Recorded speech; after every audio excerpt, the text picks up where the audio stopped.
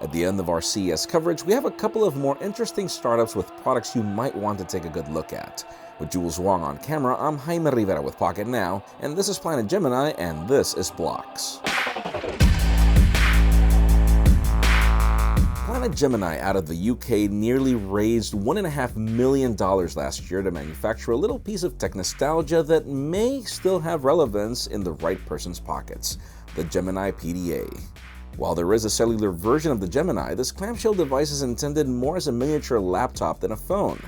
It has a 6-inch extra-wide touch display, an SD card slot, and dual USB-C connectors for peripherals. But if you can't connect an external keyboard and mouse at the moment you need it, there is a fold-out keyboard. We'll be honest, it wouldn't make sense for this device to be pocketable, as it would have to include a more spacious keyboard. Some key presses didn't actuate, while others needed a second try to output a character. So there is some trepidation in recommending it for quick productivity hits on this dual-boot Android-Linux mashup.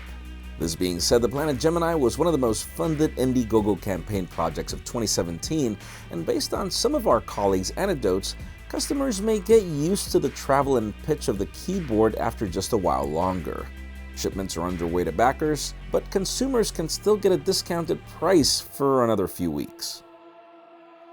Moving up a couple of booths, we have progress from BLOCKS, the late 2015 Kickstarter campaign that also raised about $1.5 million to bring modularity to smartwatches. Customers buy a $259 core that runs not Android Wear, but a customized full version of Android Oreo. And it also has to be noted that BLOCKS does pair with iOS as well as with Android devices. At this stage, these modules include an LED flashlight, GPS, extended battery, heart rate monitor, and a couple other, with at least a dozen more expected to come in 2 phases.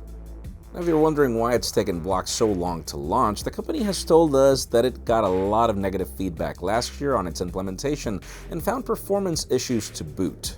So it took the bulk off the year to relaunch with a thicker, more powerful base, a simpler charging instrument, and improved module connectors.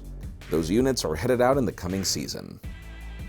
So yeah, even if you're not necessarily getting what BLOCKS promised at the beginning, it is clear that the company is doing everything it can to offer users a reliable experience. Let us know what you think about Planet Gemini and BLOCKS in the comments down below, and while you're at it, make sure you follow us on social media. Subscribe to our channel for more videos like this one. You can follow Jules on Twitter at @PointJules and me at Jaime_Rivera on Instagram at Jaime Rivera.